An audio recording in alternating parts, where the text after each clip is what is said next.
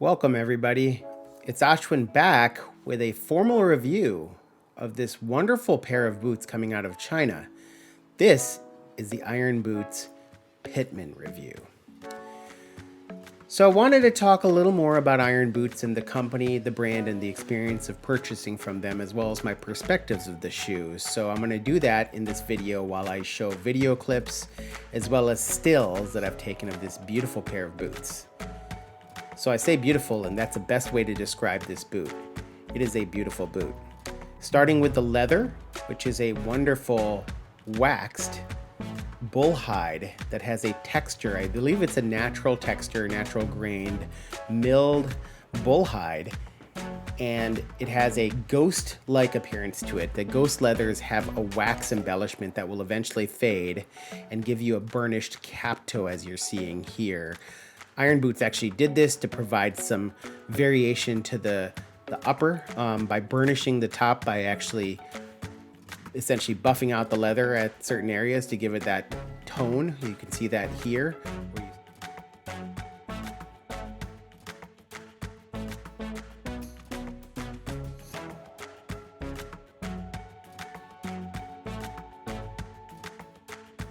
And some of the details on the upper, including the Veltruin 270-degree welt, which I'm showing you here, which was done beautifully at the level of a company such as Flame Panda, Onderhood, or Viberg, at the upper end of that spectrum. Here's another perspective of that boot, now showing the heel counter in a little bit more detail. You can see the heel counter details very, very well, and there's some lovely detailing to the upper that is seemingly done by machine.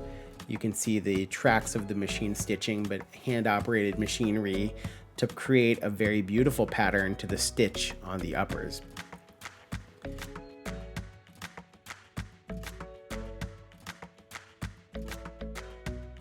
I chose to go 4 eyelets with my particular pair.